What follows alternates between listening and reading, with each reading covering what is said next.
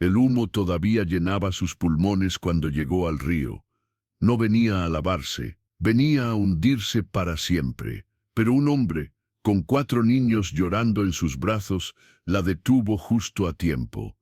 En las áridas tierras de Sonora, donde el sol castiga sin piedad y las esperanzas se marchitan como flores en el desierto, vivía Sofía Mendoza, una mujer de 28 años cuyo nombre significaba sabiduría, pero cuya alma había sido destrozada por la tragedia más cruel que una madre puede experimentar. La noche del incendio había comenzado como cualquier otra en la pequeña casa de adobe que Sofía compartía con sus 3 hijos. Mateo, su hijo mayor de 7 años, había estado jugando con sus hermanos menores antes de dormir. Lucía, de 5 años, había insistido en que su madre le contara un cuento antes de cerrar los ojos.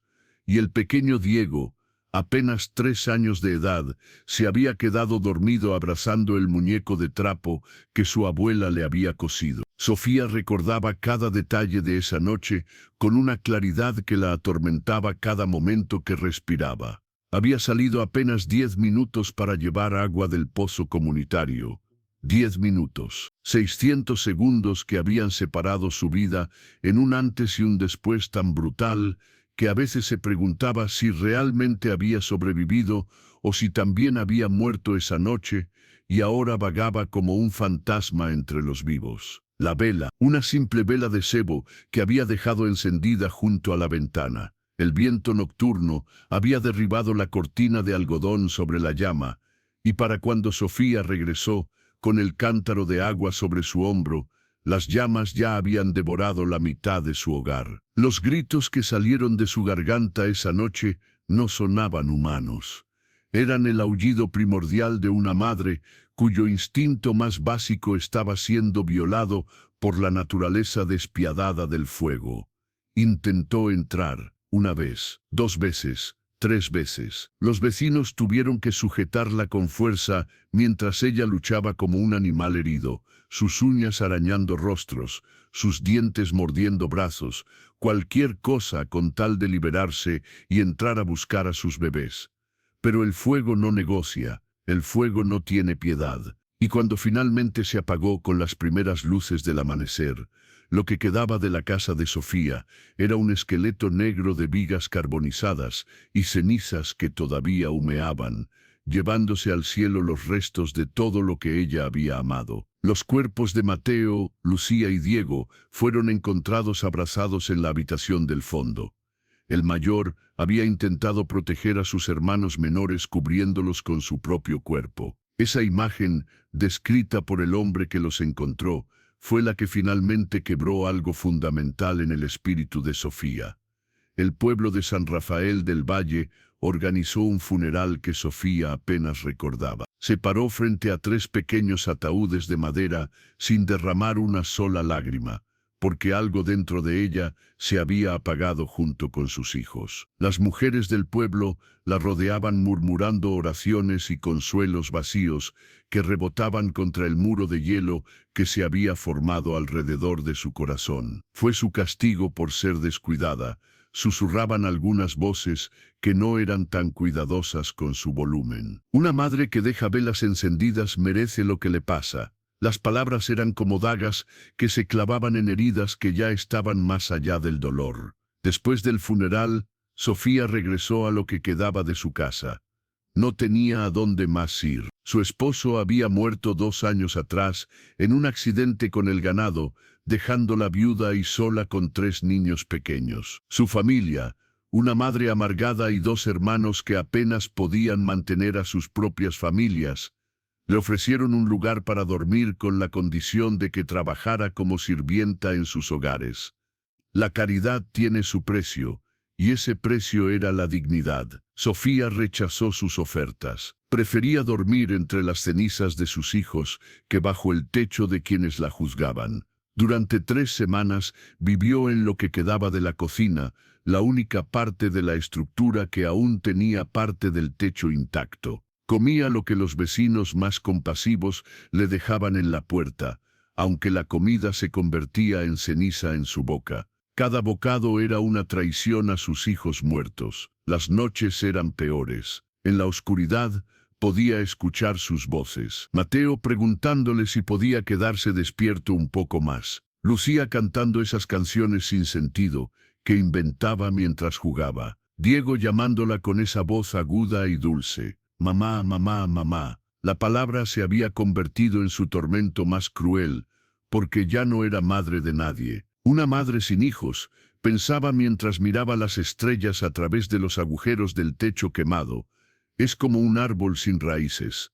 Puede permanecer de pie por un tiempo, pero eventualmente el viento la derribará porque no tiene nada que la sujete a la tierra. Fue durante la 4ª semana después del funeral cuando Sofía tomó su decisión.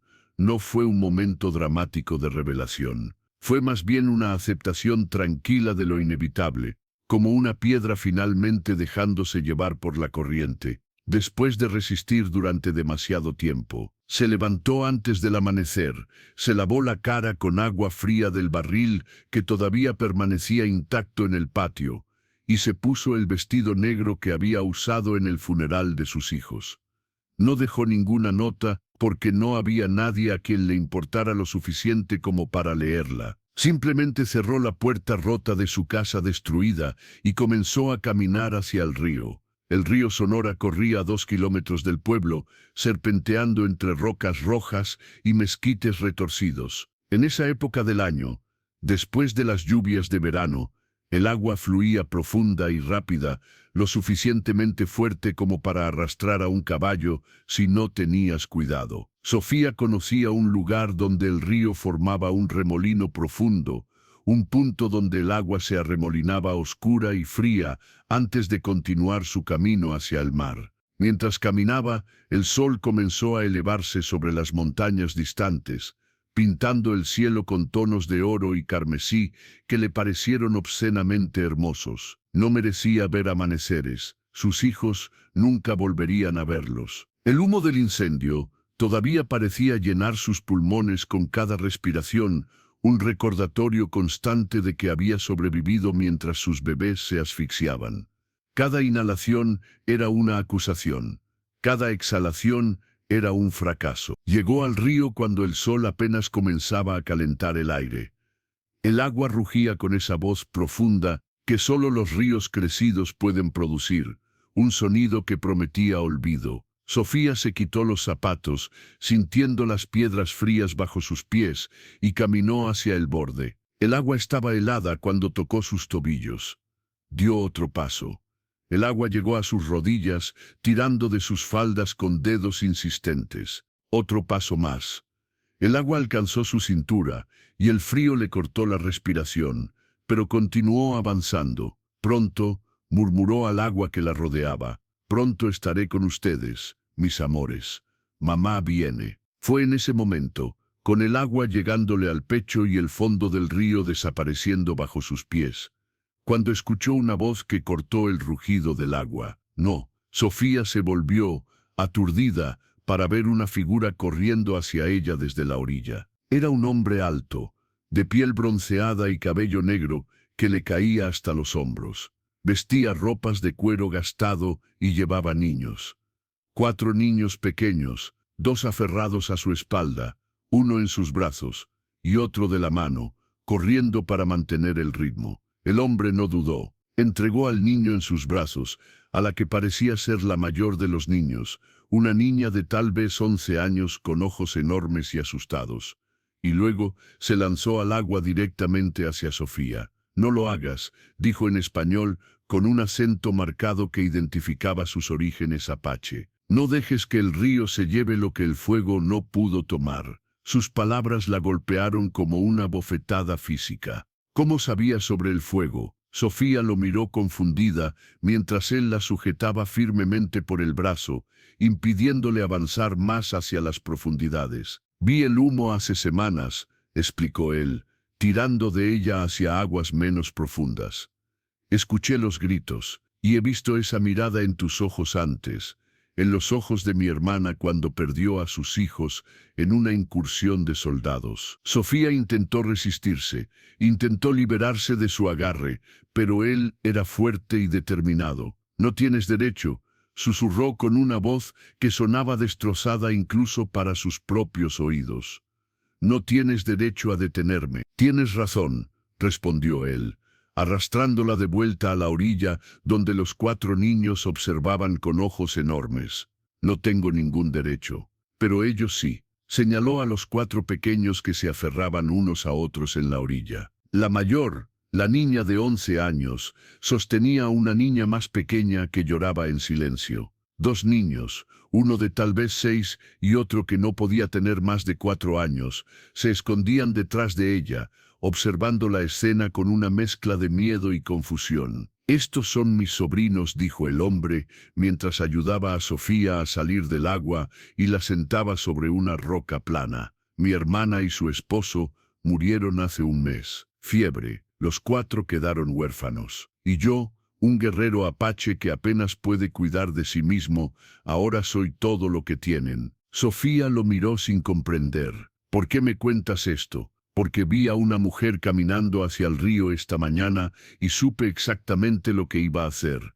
Porque yo también he considerado lo mismo cada noche durante el último mes. 4 niños que dependen de mí y yo no sé cómo ser padre, no sé cómo ser madre, no sé cómo llenar el vacío que dejó mi hermana». Hizo una pausa, respirando profundamente antes de continuar. «Pero entonces pensé, si me rindo, si dejo que el dolor me lleve, ¿qué les pasa a ellos? ¿Quién los cuidará? ¿Quién les dirá que todavía son amados aunque sus padres ya no estén aquí? Si tú acabaras de perder todo lo que amas en el mundo, ¿tendrías la fuerza para seguir viviendo solo porque alguien más te necesita?»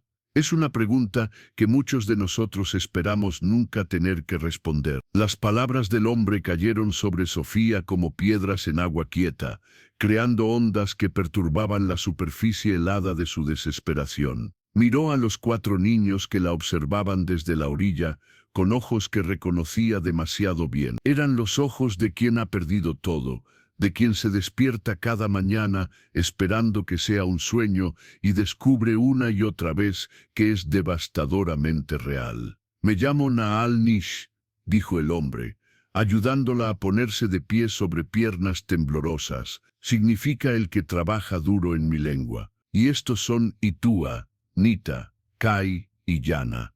Son todo lo que me queda de mi hermana Takoda». Sofía temblaba, no solo por el frío del agua que goteaba de su vestido, sino por algo más profundo.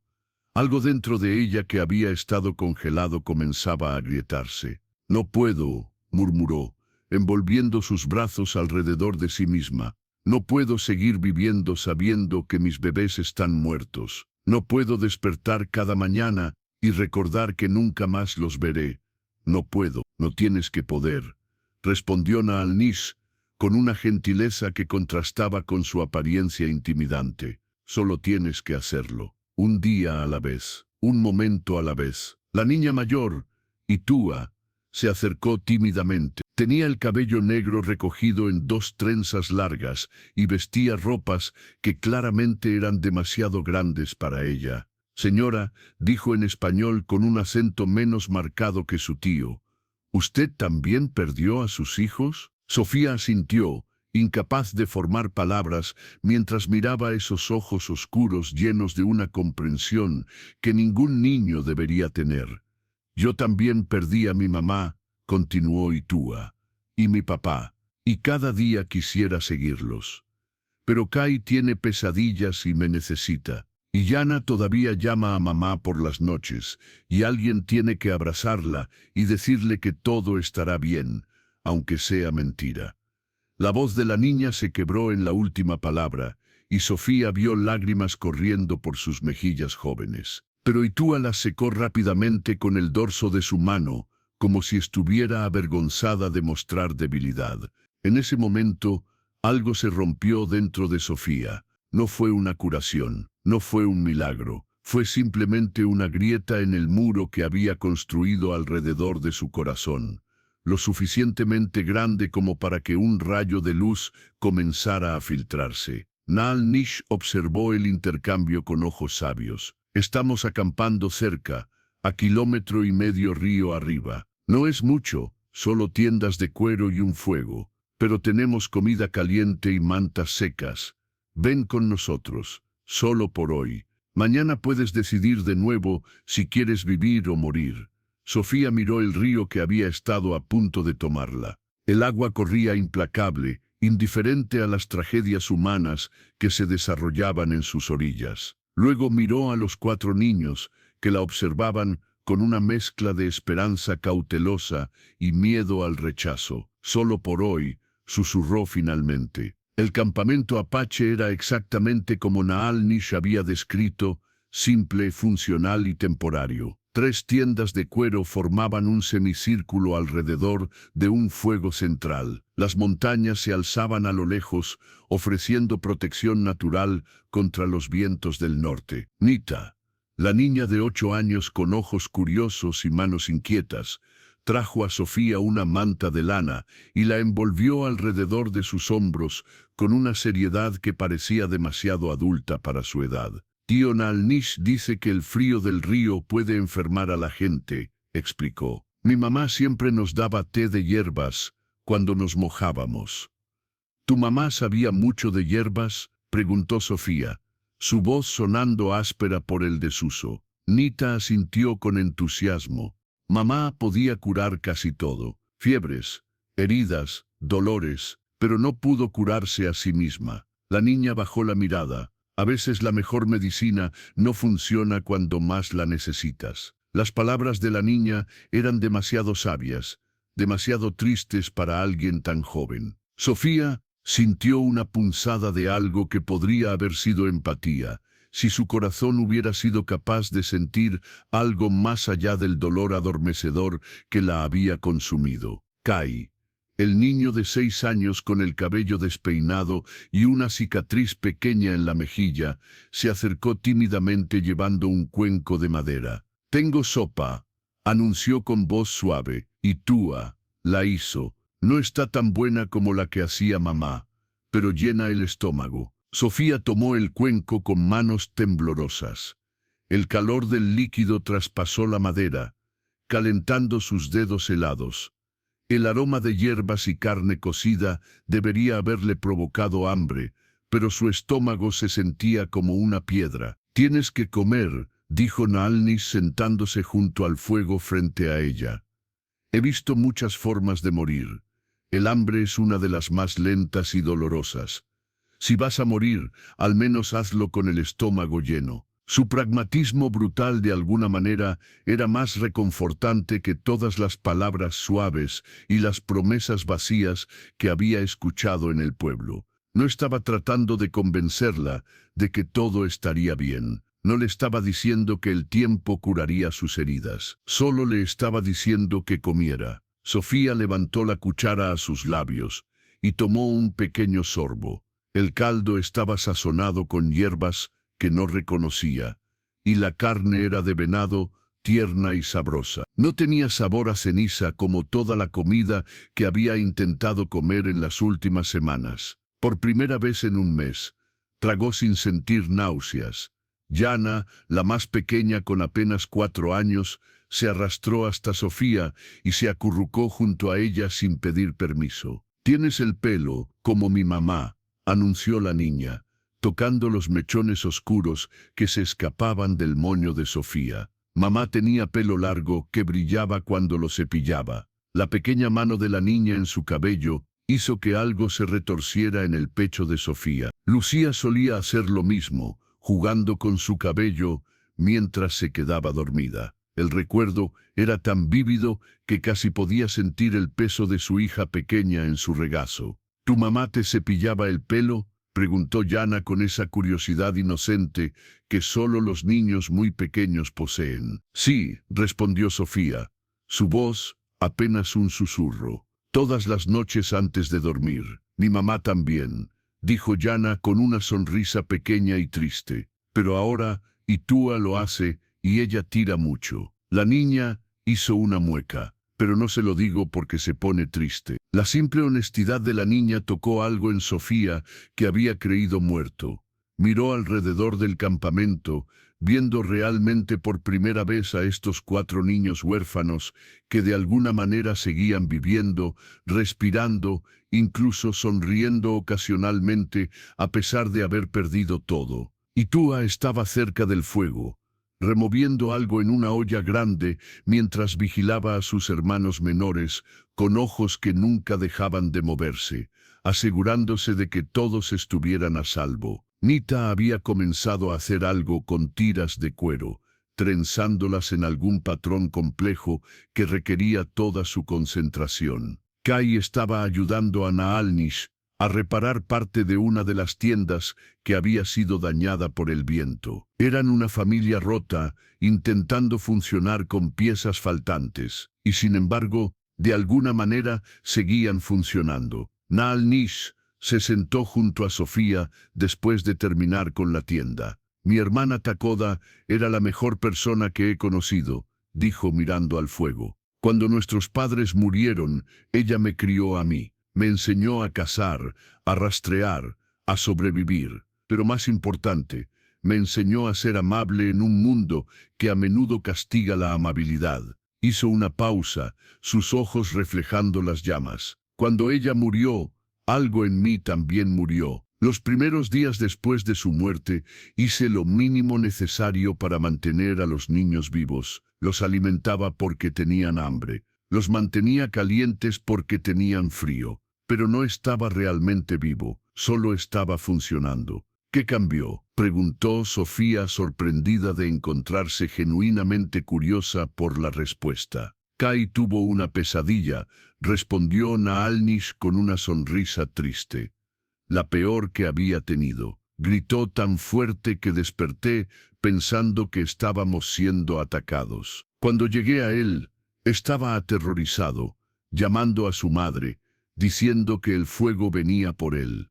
Naalnish sacudió la cabeza ante el recuerdo. Lo abracé y le dije que estaba a salvo, que yo lo protegería. Y él me miró con esos ojos enormes y me preguntó, «Tío, ¿tú también me vas a dejar como mamá?» Y en ese momento me di cuenta de que si me rendía al dolor, si dejaba que el río o el desierto o mi propia desesperación me llevaran, no solo estaría perdiendo mi vida, estaría tomando su última esperanza. Las palabras de Naalnish resonaron en Sofía con una fuerza que no esperaba. Miró a Yana, todavía acurrucada contra ella, y sintió el pequeño pecho de la niña subir y bajar con cada respiración. Vida, simple, obstinada, frágil vida. «No sé si puedo ser lo que necesitan», murmuró Sofía. «Ni siquiera sé si puedo ser lo que yo necesito». «Nadie sabe eso», respondió Naalnish. «Todos solo hacemos lo mejor que podemos cada día y esperamos que sea suficiente». Esa noche, Sofía durmió en una de las tiendas con las 2 niñas. Y Túa y Nita la habían aceptado con una facilidad que hablaba de su necesidad desesperada de una presencia femenina en sus vidas. Yana se durmió aferrada a la mano de Sofía, y durante toda la noche, cada vez que Sofía intentaba soltarse, la pequeña mano se aferraba más fuerte. Sofía permaneció despierta durante horas, escuchando la respiración de las 3 niñas, sintiendo el calor de sus pequeños cuerpos a su alrededor. Eran las primeras horas en semanas que no había pasado sola con sus pensamientos oscuros. Y aunque el dolor por sus propios hijos seguía siendo una herida abierta en su pecho, por primera vez desde el incendio, no era lo único que sentía. Los días que siguieron establecieron un patrón. Cada mañana, Sofía despertaba decidiendo si ese sería el día en que regresaría al río. Y cada día, algo pequeño la hacía quedarse un poco más. El segundo día fue Kai, quien le pidió tímidamente que le enseñara a coser un botón que se había caído de su camisa. «Mamá siempre lo hacía», explicó. «Pero Itúa no sabe cómo, y mi camisa se está cayendo a pedazos». Sofía tomó la camisa con manos que no habían hecho nada útil en semanas, y para su sorpresa, sus dedos aún recordaban los movimientos. Enhebró la aguja, cosió el botón con puntadas pequeñas y seguras, y cuando se lo devolvió a Kai, el niño la miró como si le hubiera dado el tesoro más valioso del mundo. «Gracias», exclamó, abrazándola espontáneamente antes de correr a mostrarle a Naalnis su camisa reparada. El tercer día fue Nita, quien se cortó el dedo mientras ayudaba a preparar la comida. La sangre fluyó más de lo esperado, y la niña comenzó a entrar en pánico, sus ojos llenándose de lágrimas que se negaba a derramar. Sofía actuó por instinto, lavando la herida con agua limpia, aplicando presión hasta que la sangre se detuvo, y luego envolviendo el dedo con un trozo limpio de tela. Mientras trabajaba, comenzó a tararear una canción que solía cantarle a Lucía cuando se lastimaba. La melodía salió de su garganta sin pensarlo, y solo cuando Nita se relajó visiblemente se dio cuenta de lo que había hecho. «Mi mamá solía cantarme esa canción», dijo Nita, con asombro. «¿Cómo la conoces?» «Es una canción muy antigua», respondió Sofía. «Todas las madres la conocen. Se pasa de madre a hija durante generaciones». Nita la miró con ojos brillantes. «¿Eso significa que tú eres madre también?» La pregunta golpeó a Sofía como un puño en el estómago.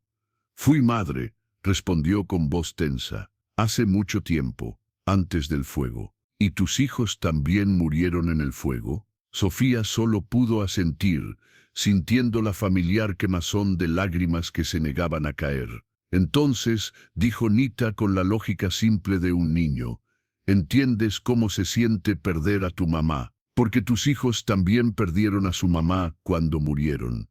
Eso te hace especial». El cuarto día fue Yana quien selló algo dentro de Sofía que no había sabido que estaba reparándose. La niña pequeña tuvo una pesadilla a media mañana mientras dormía la siesta. Sofía la escuchó llorar desde fuera de la tienda, y sin pensarlo, entró y levantó a la niña en sus brazos. «Shh, cariño», murmuró, meciendo a Yana de la misma manera que solía mecer a Diego. «Es solo un sueño.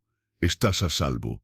Estoy aquí». «Mamá», murmuró Yana entre sueños, aferrándose al cuello de Sofía. Y en lugar de corregirla, en lugar de apartarla, Sofía la sostuvo más fuerte y siguió meciéndola hasta que la niña volvió a caer en un sueño tranquilo. Cuando finalmente bajó a Yana de nuevo en su manta, Naalnis estaba parado en la entrada de la tienda, observando. «Tienes un don», dijo simplemente. «Los niños pueden sentir quién realmente se preocupa por ellos». «No es un don», respondió Sofía con voz cansada. «Es solo que he sido madre antes. Algunos instintos no mueren, incluso cuando desearías que lo hicieran». Naalnis se sentó junto a ella, manteniendo una distancia respetuosa. «¿Quieres hablar de ellos? ¿De tus hijos?» Durante mucho tiempo Sofía permaneció en silencio. Nadie le había preguntado sobre sus hijos desde el funeral. Todos en el pueblo parecían preferir evitar el tema,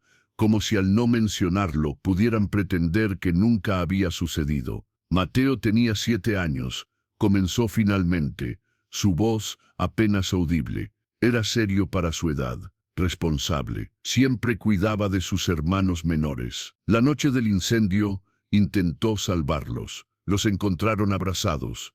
Él los estaba protegiendo. Su voz se quebró, pero continuó. Lucía tenía 5 años y era puro sol. Cantaba todo el día, canciones que inventaba sobre cualquier cosa. Las flores, las mariposas, la comida, todo merecía una canción según ella. Y Diego, mi pequeño Diego, apenas tenía 3 años. Todavía aprendía a hablar bien, pero me llamaba mamá de la manera más dulce. Las lágrimas finalmente comenzaron a fluir, cayendo silenciosamente por sus mejillas. Los fallé. Los dejé solos por 10 minutos. 10 minutos que les costaron sus vidas. «No los fallaste», dijo Naalnis con firmeza. «Fue un accidente, una tragedia, pero no fue tu culpa». «¿Cómo puedes saberlo?», preguntó Sofía con amargura. «Ni siquiera me conoces». Naalnis la miró con ojos que habían visto demasiado dolor. «Porque he visto la culpa de sobreviviente antes. La vi en mi hermana después de la incursión que mató a nuestros padres. Ella se culpó por haber estado recogiendo bayas en lugar de estar en el campamento. La vi en guerreros que sobrevivieron batallas donde murieron sus hermanos. Y la he visto en mi propio reflejo. Se detuvo, respirando profundamente. Mi hermana Takoda enfermó primero, fiebre alta. Intenté todo lo que sabía para curarla. Hierbas, ceremonias, hasta oré a los dioses de los blancos por si acaso escuchaban mejor. Pero nada funcionó. Y cuando finalmente murió, su esposo estaba tan destrozado que no luchó cuando la fiebre también vino por él. Me culpé durante semanas. ¿Por qué no fui más rápido buscando ayuda? ¿Por qué no conocía mejores remedios? ¿Por qué seguía vivo cuando ellos estaban muertos? Pero entonces miré a esos 4 niños y me di cuenta de que la culpa es un lujo que no podía permitirme. Ellos me necesitaban funcional, no hundido en remordimiento. Sofía limpió sus lágrimas con el dorso de su mano. Pero tus sobrinos te necesitan. Mis hijos ya no me necesitan. No hay nadie que dependa de que yo siga viviendo.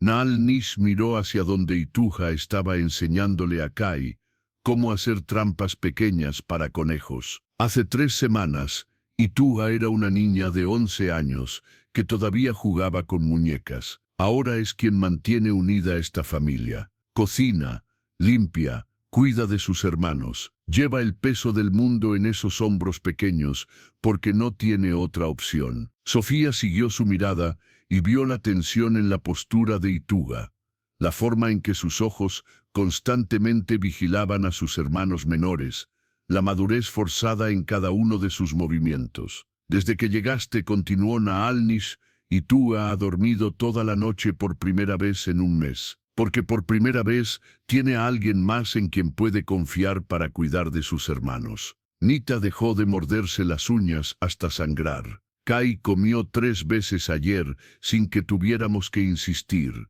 y Yana sonrió. Hizo una pausa, dejando que sus palabras calaran. Tal vez tus hijos ya no te necesitan, pero estos niños sí, y tal vez, solo tal vez, ayudarlos a sanar podría ayudarte a sanar también. ¿Alguna vez has sentido que tu dolor es tan grande que no mereces encontrar consuelo? A veces, la sanación no viene de olvidar lo que perdimos, sino de honrarlo ayudando a otros que también están sufriendo. Las palabras de Naal Nish plantaron algo en Sofía. No fue esperanza exactamente. Fue más como una semilla de posibilidad. La posibilidad de que tal vez su vida no había terminado con el incendio. Tal vez había simplemente cambiado de una manera que no había imaginado. Una semana después de que Naal Nish la salvara del río, Sofía tomó una decisión. No fue dramática. No vino con truenos ni revelaciones divinas. Simplemente despertó una mañana y en lugar de preguntarse si ese sería el día en que regresaría al río, se preguntó qué podía hacer para ayudar. Ituja dijo después del desayuno, enséñame dónde consiguen el agua y muéstrame qué hierbas necesitan recolectar. La cara de la niña se iluminó con una mezcla de alivio y gratitud. ¿De verdad?, preguntó, como si no pudiera creer que alguien voluntariamente quisiera compartir sus cargas. De verdad, confirmó Sofía. Los días que siguieron establecieron una nueva rutina. Sofía comenzó a asumir más y más de las tareas domésticas, liberando a Ituja para que fuera niña de nuevo, al menos parcialmente. Enseñó a Nita canciones que su propia madre le había enseñado. Ayudó a Kai a leer los libros simples que Naal Nish había comerciado en el pueblo, y meció a Yana cada noche hasta que la pequeña se durmiera. Naal Nish observaba todo esto con una mezcla de gratitud y algo más que no se atrevía a nombrar. Esta mujer había llegado a su vida rota, buscando la muerte, y de alguna manera estaba trayendo vida de vuelta a su familia destrozada. Una tarde, mientras Sofía estaba cosiendo ropas que los niños habían desgarrado, Naal Nish se sentó junto a ella. Los niños se habían aventurado al río cercano bajo la supervisión de Ituja, dejándolos solos por primera vez en días. Tengo que decirte algo, comenzó, su voz inusualmente seria. Mi tribu me ha estado llamando de regreso. Hay problemas con los soldados mexicanos. Necesitan guerreros. Sofía sintió algo frío instalándose en su estómago. ¿Vas a irte? No tengo opción, respondió Naalnish. Mi pueblo me necesita, pero eso significa que los niños no pueden quedarse aquí. Es demasiado peligroso si hay conflicto cerca. Hizo una pausa, eligiendo cuidadosamente sus próximas palabras. Hay un pueblo, San Cristóbal, a 3 días de camino hacia el sur. Está más lejos de la frontera apache, más seguro. He estado pensando en establecerme allí con los niños. Construir una casa apropiada en lugar de vivir en tiendas. Darles algo de estabilidad. Sofía continuó cosiendo, pero sus manos se habían vuelto más lentas. ¿Y qué hay de mí? Naalnish la miró directamente a los ojos.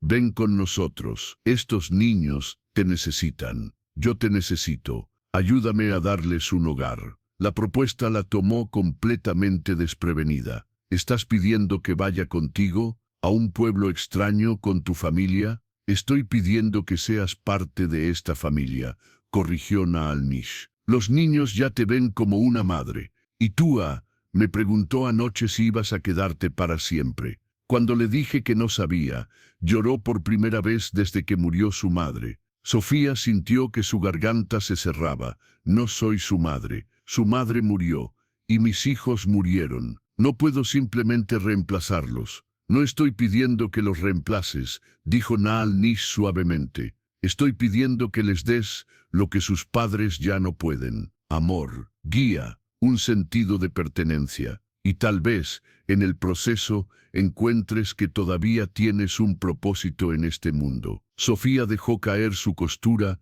y cubrió su rostro con sus manos. Durante semanas había estado funcionando día a día, dejando que los pequeños momentos con los niños la mantuvieran del borde del abismo. Pero comprometerse completamente, aceptar ser parte de esta familia, era aterrador de una manera completamente diferente. ¿Y si los fallo?, susurró. ¿Y si algo les pasa porque no fui lo suficientemente cuidadosa? Entonces fallaremos juntos, respondió Naalnish, y aprenderemos a perdonarnos a nosotros mismos como aprendimos a seguir viviendo.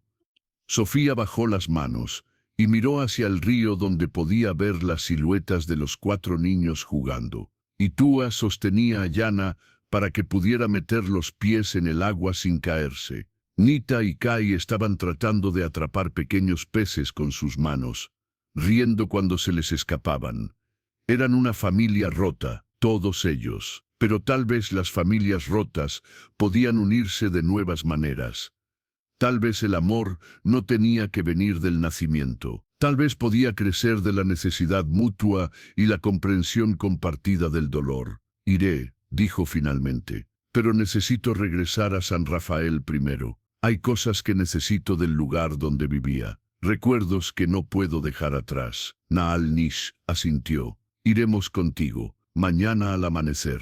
El viaje de regreso a San Rafael del Valle tomó la mayor parte del día. Los niños caminaban bien para su edad, pero Naalnish terminó cargando a Yana durante la última hora cuando la pequeña se cansó demasiado para continuar. Cuando llegaron a las afueras del pueblo al atardecer, la casa quemada de Sofía se alzaba como un monumento a la tragedia. Las paredes negras de hollín, el techo colapsado, las vigas carbonizadas que sobresalían como huesos rotos.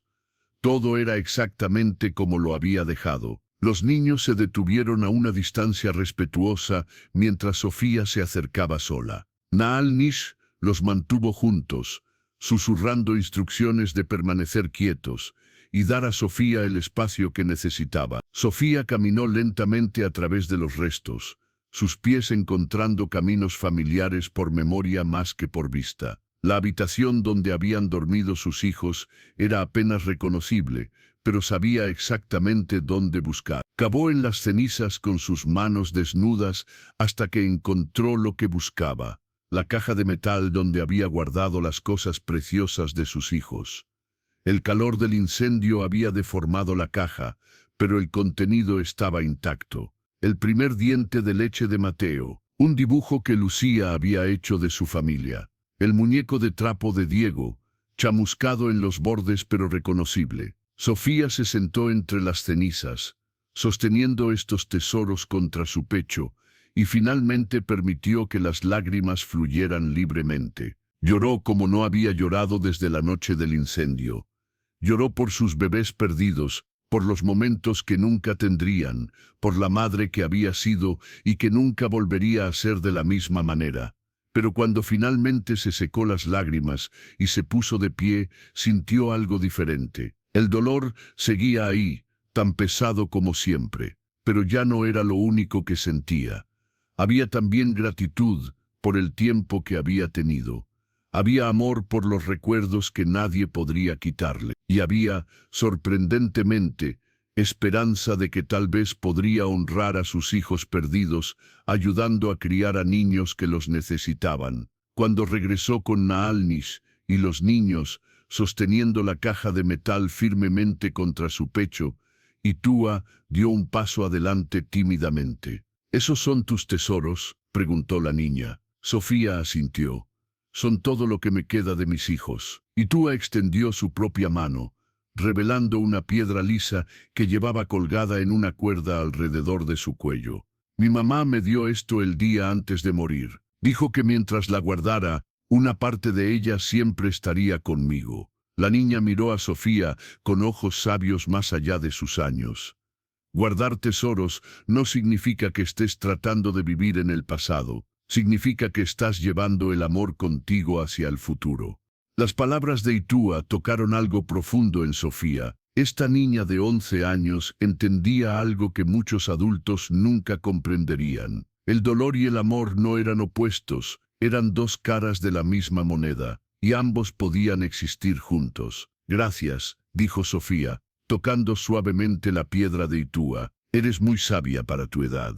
Tuve que crecer rápido, respondió Ituja con una pequeña sonrisa triste. Pero contigo aquí, tal vez pueda ser niña otra vez a veces. El viaje a San Cristóbal tomó 3 días completos. Durante el camino, Sofía observó a Naalnis con sus sobrinos y comenzó a entender la profundidad de su amor por ellos. Nunca perdía la paciencia, incluso cuando Kai preguntaba por 10ª vez cuánto faltaba. Llevaba a Yana en sus hombros cuando se cansaba. Escuchaba las historias interminables de Nita, sobre absolutamente nada con aparente fascinación genuina. Y por las noches, cuando los niños dormían, él y Sofía se sentaban junto al fuego y hablaban. No de cosas grandes o profundas, hablaban de pequeñeces, de las estrellas, de recetas de comida, de recuerdos de sus infancias. Poco a poco, Sofía comenzó a ver a Naalnis no solo como el hombre que la había salvado del río, sino como alguien complejo y completamente humano. Él también había perdido, él también tenía cicatrices, pero había elegido convertir su dolor en algo constructivo en lugar de destructivo, y esa elección inspiraba a Sofía de maneras que no podía expresar completamente con palabras. San Cristóbal era un pueblo pequeño pero próspero, ubicado en un valle fértil, donde el agua era abundante y la tierra generosa. Naalnis había hecho arreglos previamente con un comerciante local que le debía un favor, y ese hombre les vendió un terreno en las afueras del pueblo a un precio justo. La construcción de la casa comenzó inmediatamente. Naalnis trabajaba durante el día con hombres locales que había contratado, mientras Sofía cuidaba de los niños y preparaba comidas. Era duro trabajo físico, pero había algo profundamente satisfactorio en ver la casa tomar forma día tras día. Los niños también ayudaban en lo que podían. Itua recogía piedras para los cimientos. Kai y Nita traían agua para mezclar el adobe. Incluso la pequeña Yana contribuía llevando herramientas pequeñas de un lugar a otro con seria determinación. El pueblo los observaba con curiosidad cautelosa. Un guerrero apache construyendo una casa con una viuda mexicana y 4 niños mestizos era algo fuera de lo común. Algunos vecinos eran abiertamente hostiles, cruzando la calle para evitarlos. Otros simplemente los ignoraban. Pero había unos pocos, especialmente las mujeres mayores que habían visto suficiente vida como para entender que las familias vienen en muchas formas que les ofrecían amabilidad. Fue doña Mercedes, una anciana que vendía hierbas medicinales en el mercado, quien primero extendió verdadera amistad. «Vi cómo tratas a esos niños», le dijo a Sofía una tarde en el mercado. «Los amas como si fueran tuyos. Eso es lo único que importa. No son míos», respondió Sofía automáticamente. Sus padres murieron. Doña Mercedes sacudió su cabeza con una sonrisa conocedora. «Los tuviste en tu corazón, no en tu vientre. Pero el amor es el mismo. He visto muchos hijos nacidos de sangre que no tienen ni la mitad del amor que tú les das a esos niños». Sus palabras se quedaron con Sofía durante los días siguientes. Lentamente comenzó a permitirse pensar en los niños como suyos, no como reemplazos de Mateo, Lucía y Diego. Nunca podrían ser eso, pero como una nueva familia construida sobre las cenizas de dos tragedias. La casa se completó en 6 semanas. Era simple pero sólida, con 3 habitaciones, una cocina grande y un patio donde Sofía inmediatamente comenzó a plantar un jardín de hierbas. El día que se mudaron, los 5 se pararon frente a la puerta, mirando su nuevo hogar. «Es perfecta», declaró Nita, tomando la mano de Sofía en una mano y la de Itúa en la otra. «¿Es realmente nuestra?», preguntó Kai, sus ojos grandes de asombro. «Para siempre». Naal-Nish se arrodilló para estar al nivel de los niños. «Mientras nos tengamos unos a otros, tendremos un hogar. Las paredes son solo madera y adobe. La familia es lo que hace un lugar hogar». Los primeros meses en San Cristóbal trajeron desafíos que ninguno de ellos había anticipado completamente. Naal-Nish tuvo que dejar frecuentemente por días o incluso semanas para cumplir con sus obligaciones con su tribu. Cada vez que se iba, Sofía veía el miedo en los ojos de los niños. El miedo de que esta vez no regresaría, que serían abandonados nuevamente. Pero él siempre regresaba. A veces traía regalos, pieles suaves para mantas, carne de venado fresca, cuentas de vidrio coloridas que las niñas adoraban. Pero lo que los niños realmente valoraban era simplemente su presencia, la confirmación de que no los había dejado. Durante una de esas ausencias, cuando Naal-Nish había estado fuera por casi 3 semanas, Yana desarrolló una fiebre alta. Sofía se sentó junto a su cama durante 3 días y 3 noches, aplicando paños fríos, preparando tés de hierbas y rezando a cualquier dios que pudiera estar escuchando. El miedo era paralizante. La última vez que había cuidado de niños enfermos, habían muerto. El recuerdo del incendio se mezclaba con la fiebre de Yana en su mente, creando pesadillas incluso cuando estaba despierta. ¿Y si perdía a esta niña también? ¿Y si su amor era maldito, destinado a traer muerte a cualquier niño que tocara? Pero Itúa, Nita y Kai se negaron a dejarla enfrentar esto sola. Itúa preparaba comidas que Sofía olvidaba comer. Nita le traía agua fresca cada hora. Kai simplemente se sentaba en el suelo junto a la cama de su hermana, sosteniendo su mano y cantándole canciones en apache que su madre le había enseñado. En la madrugada del 4.º día, la fiebre finalmente rompió. Yana abrió sus ojos, miró directamente a Sofía y susurró: «Mamá, tengo sed». Sofía sollozó de alivio mientras le daba agua a la niña. No la corrigió, no le dijo que no era realmente su mamá, porque en ese momento, después de 3 días de velar junto a su cama, temiendo perderla, se dio cuenta de que era su mamá en todas las formas que importaban. Cuando Naal-Nish regresó 2 días después, encontró a toda la familia reunida en el patio. Yana, todavía débil pero en recuperación, estaba sentada en el regazo de Sofía, mientras Nita le trenzaba el cabello. Kai le estaba mostrando a Itúa un escarabajo interesante que había encontrado, y ambos estaban debatiendo animadamente sobre qué tipo era. Naal-Nish se detuvo en la entrada del patio, observando la escena con una expresión que Sofía no pudo descifrar completamente. Cuando finalmente avanzó, sus ojos brillaban con una emoción profunda. Tuvimos un problema, comenzó Sofía, y procedió a contarle sobre la enfermedad de Yana. Naalnis se arrodilló frente a ellas y tocó suavemente la mejilla de Yana. ¿Estás mejor, pequeña? Yana asintió. Mamá Sofía me cuidó, me cantó canciones y me dio medicina, y no me dejó morir. Las palabras mamá Sofía resonaron en el aire. Naalnis miró a Sofía, una pregunta silenciosa en sus ojos. Ella asintió casi imperceptiblemente, aceptando el título que finalmente se sentía correcto. Esa noche, después de que los niños estuvieran dormidos, Naalnis y Sofía se sentaron en el patio bajo un cielo lleno de estrellas. El aire nocturno era fresco y perfumado con las hierbas que Sofía había plantado. Casi la pierdo, dijo Sofía en voz baja. Durante 3 días pensé que iba a perder a otro niño. No sé si podría haber sobrevivido a eso. Naalnis tomó su mano, un gesto que se había vuelto natural entre ellos durante los meses que habían pasado juntos. Pero no la perdiste, la salvaste, porque eres una madre fuerte y amorosa. A veces me siento como un fraude, admitió Sofía, como si estuviera fingiendo ser algo que no soy. Sus verdaderos padres están muertos. ¿Qué derecho tengo de tomar su lugar? No estás tomando el lugar de nadie, respondió Naalnis con gentileza. Estás llenando un vacío que ellos dejaron. Takoda era la madre de estos niños, siempre lo será.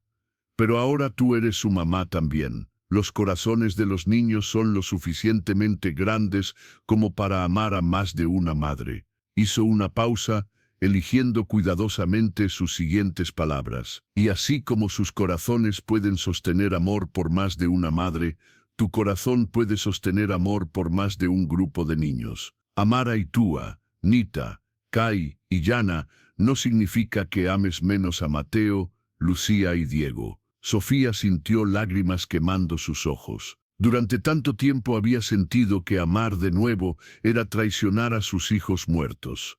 Pero tal vez Naalnis tenía razón. Tal vez el corazón humano era infinito en su capacidad de amar.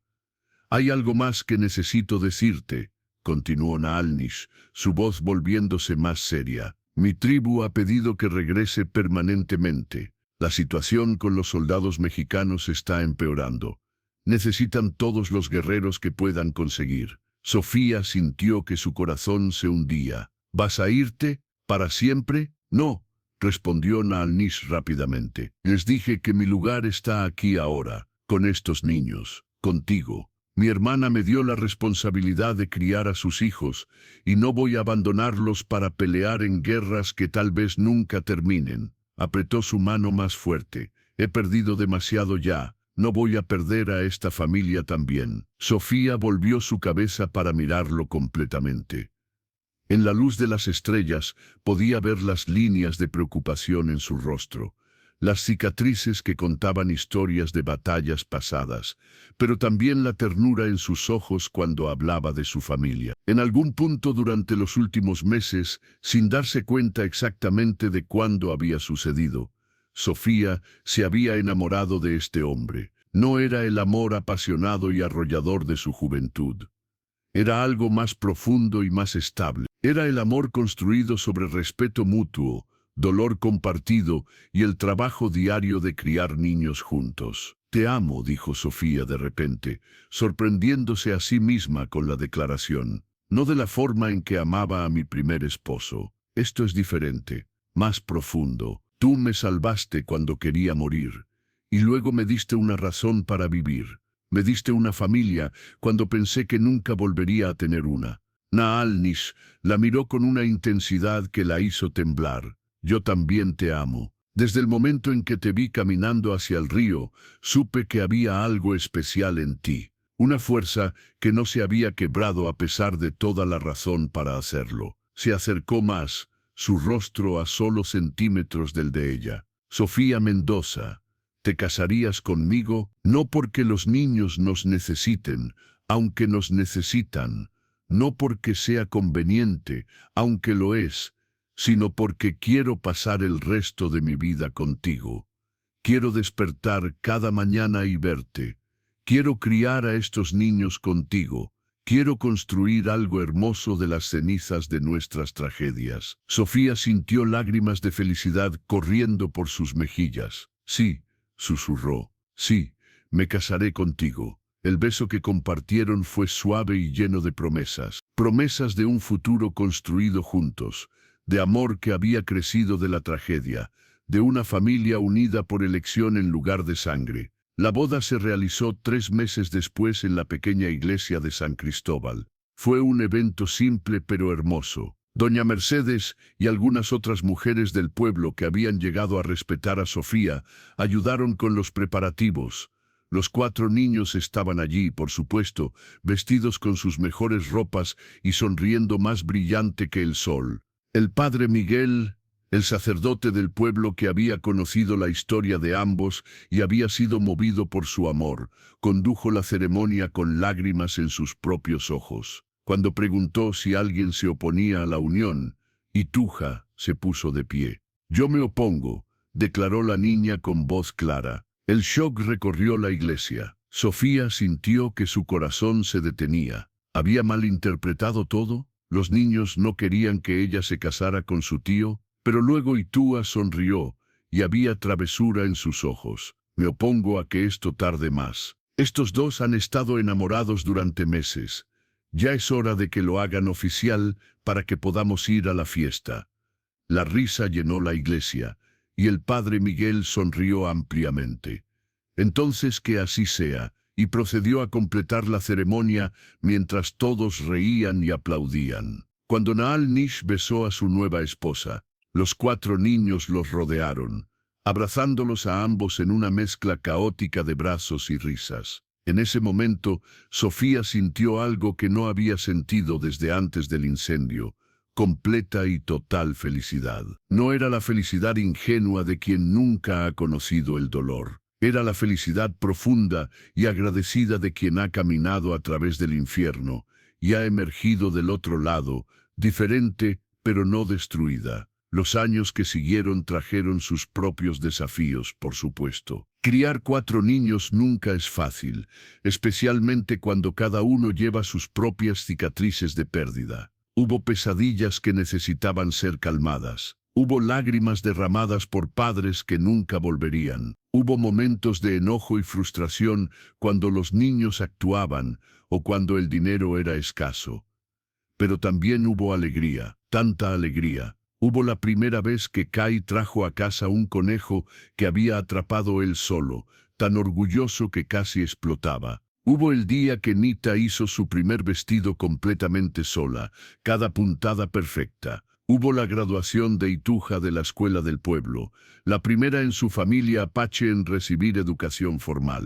Y hubo las innumerables noches en que Yana trepaba a la cama entre Sofía y Naal Nish, susurrando que había tenido una pesadilla, pero que se sentía segura con ellos. 2 años después de la boda, Sofía descubrió que estaba embarazada. La noticia la llenó de una mezcla compleja de emociones. Alegría, por supuesto, pero también miedo. Miedo de que esto pudiera hacer que los otros niños se sintieran menos amados. Miedo de que estaba traicionando a sus hijos muertos al traer uno nuevo al mundo. Cuando le contó a los niños, fue Itúa, ahora de 15 años y sabia más allá de su edad, quien puso sus temores en descanso. «Tener un nuevo bebé no significa que nos ames menos», dijo. «Significa que tu corazón es lo suficientemente grande como para seguir creciendo. Eso es algo hermoso». El bebé, un niño que nombraron Santiago por el abuelo de Sofía,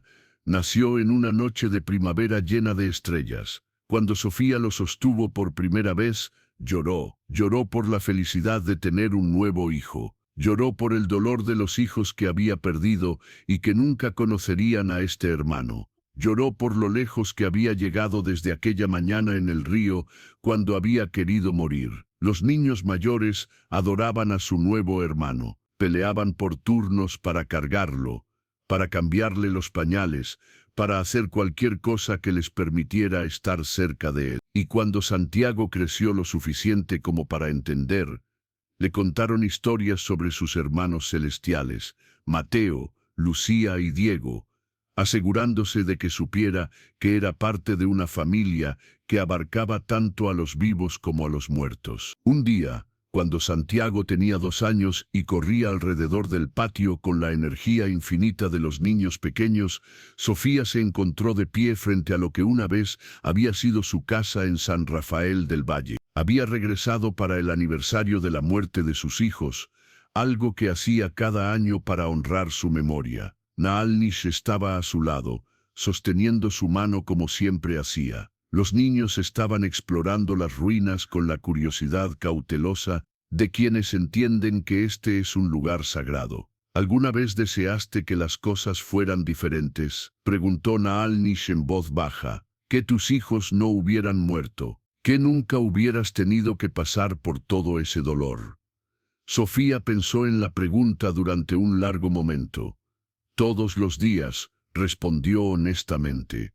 Todos los días deseo que Mateo, Lucía y Diego estuvieran aquí, que pudiera verlos crecer, que pudieran conocer a su hermano Santiago y a sus hermanos adoptivos. Hizo una pausa, limpiando una lágrima de su mejilla. Pero si pudiera cambiar el pasado, si pudiera traerlos de vuelta, significaría que nunca conocería a Itúa, Nita, Kai y Yana. Nunca me habría casado contigo. Santiago nunca habría nacido.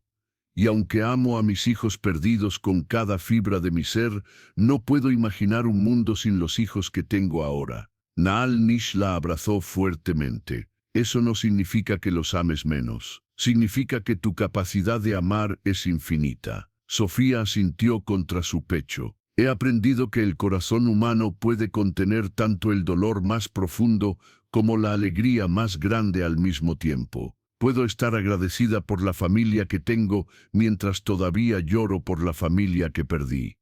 Las dos cosas pueden ser verdad simultáneamente. Itúa se acercó, ahora una joven mujer de 17 años que había sido cortejada por varios jóvenes del pueblo. Mamá Sofía llamó, usando el título que todos los niños habían adoptado naturalmente. ¿Está bien si plantamos flores aquí? Para Mateo, Lucía y Diego. Sofía sintió su corazón expandirse con amor por esta joven, que era lo suficientemente thoughtful como para honrar a los hermanos que nunca había conocido.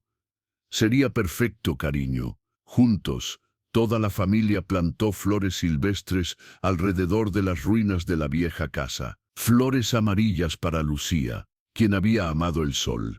Flores azules para Mateo, cuyo color favorito había sido el azul del cielo.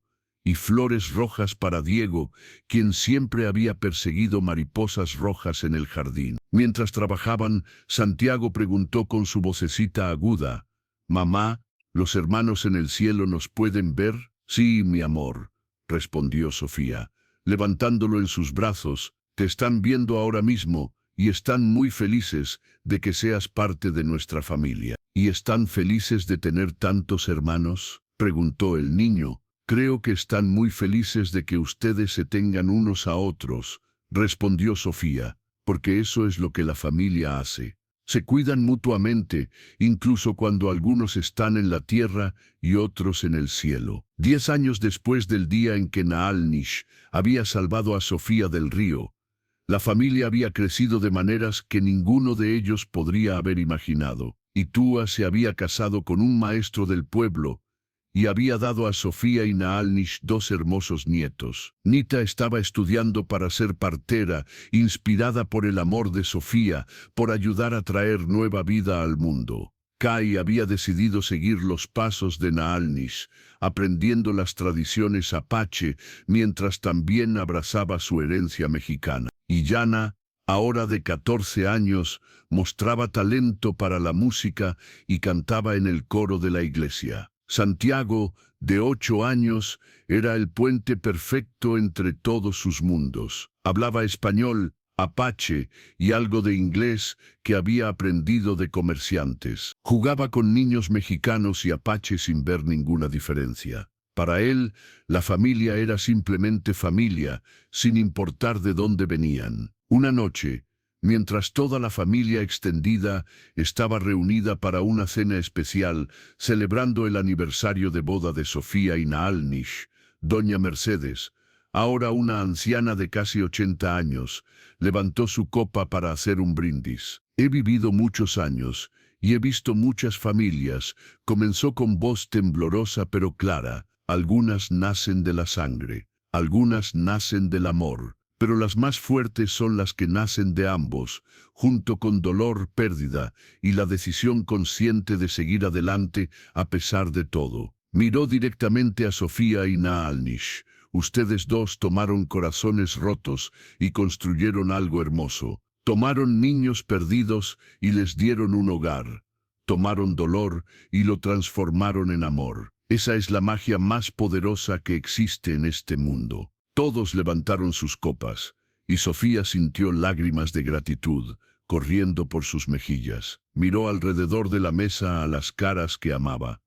Caras jóvenes y viejas, caras con piel clara y oscura, caras que compartían su sangre y caras que compartían solo su corazón. Esta era su familia.